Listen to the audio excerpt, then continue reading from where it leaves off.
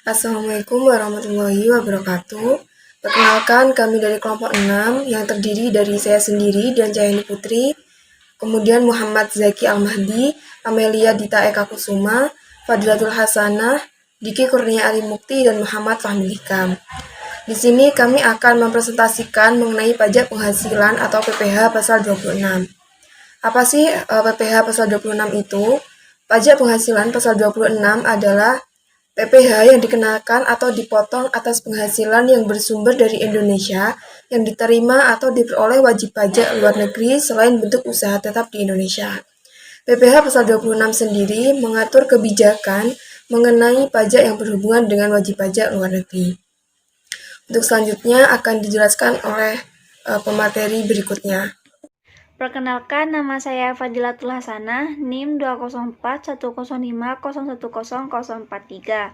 Di sini saya akan menjelaskan tentang subjek pajak penghasilan pasal 26. Subjek pajak PPh pasal 26 yaitu wajib pajak luar negeri selain badan usaha tetap di Indonesia. Pada ketentuan ini, subjek pajak luar negeri selain badan usaha tetap yaitu orang pribadi yang tidak bertempat tinggal di Indonesia. Orang pribadi yang berada di Indonesia tidak lebih dari 183 hari dalam jangka waktu 12 bulan atau 1 tahun. Dan badan yang tidak didirikan dan tidak bertempat kedudukan di Indonesia yang dapat menerima atau memperoleh penghasilan dari Indonesia tidak dari menjalankan usaha atau melakukan kegiatan melalui bentuk usaha tetap di Indonesia. Contohnya, warga Singapura yang memiliki saham PT Indosat yang menerima penghasilan berupa dividen dari PT Indosat. Di sini saya akan menjelaskan tentang tarif dan objek pajak penghasilan atau PPh pasal 26. Berdasarkan Undang-Undang PPh pasal 26 disebutkan bahwa tarif dan objek adalah sebagai berikut. Yang pertama, 20% final dari jumlah penghasilan bruto yang diterima atau diperoleh wajib pajak luar negeri berupa A. Dividen, B. Bunga, premium, diskonto, premi swap, dan imbalan sehubungan dengan jaminan pengembalian utang. C. Royalti, sewa, dan penghasilan lainnya sehubungan dengan penggunaan harta. D. Imbalan sehubungan dengan jasa, pekerjaan, dan kegiatan. E. Hadiah penghargaan. F. Pensiun dan pembayaran berkala lainnya. Selanjutnya, nomor 2, 20% final dari perkiraan penghasilan neto berupa A. Penghasilan dari penjualan harta di Indonesia. B. Premi asuransi, premi reasuransi yang dibayarkan langsung maupun melalui pialang kepada perusahaan asuransi di luar negeri. Yang ketiga, 20% atau final dari penghasilan kena pajak sesudah dikunjungi pajak dari suatu BUT di Indonesia, kecuali penghasilan tersebut ditanamkan kembali di Indonesia. Yang terakhir, yang keempat, tarif berdasarkan perjanjian penghindaran pajak berganda atau P3B antara Indonesia dengan negara pihak dengan persetujuan. Selanjutnya saya serahkan kepada pemateri berikutnya.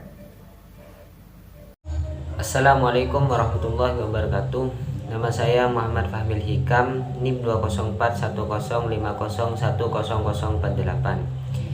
Di sini saya akan menjelaskan tentang pengecualian dari pajak penghasilan PPh pasal 26. Wajib pajak luar negeri yang dikecualikan dari subjek pajak PPh pasal 26 ini adalah BUT, dikecualikan dari pemotongan PPh pasal 26 apabila penghasilan kena pajak sesudah dikurangi pajak penghasilan dari BUT ditambahkan kembali di Indonesia dengan syarat.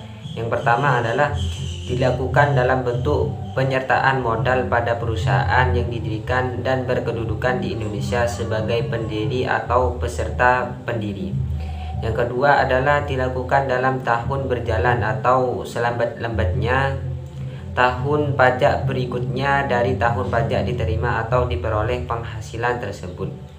Yang ketiga adalah tidak melakukan penghasilan atau penanaman kembali tersebut sekurang-kurangnya dalam waktu 2 tahun sesudah perusahaan tempat penanaman dilakukan mulai berproduksi komersil.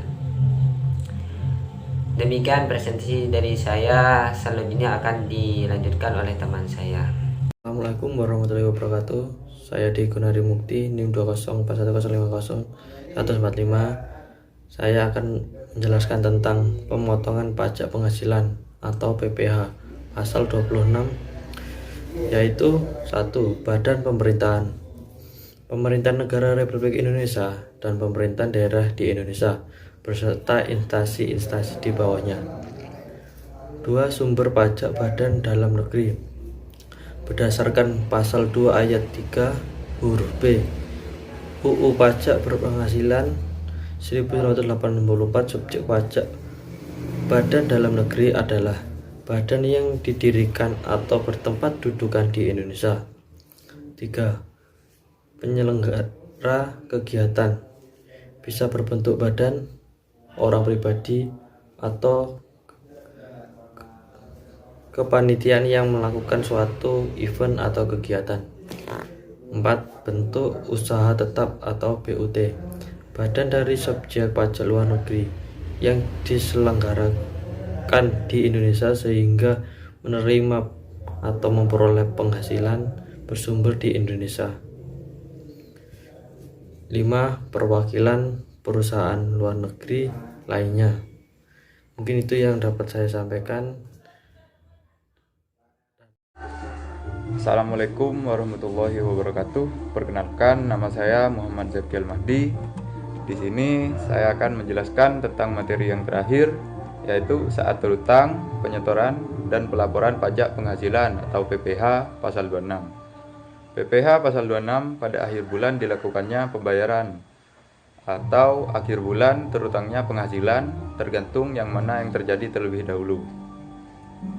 Pemotongan PPh pasal 26 wajib membuat bukti pemotongan PPh pasal 26 rangkap 3. Yang pertama, lembar pertama untuk wajib pajak luar negeri. Yang kedua, lembar kedua untuk kantor pelayanan pajak. Dan yang ketiga, lembar ketiga untuk arsip pemotong.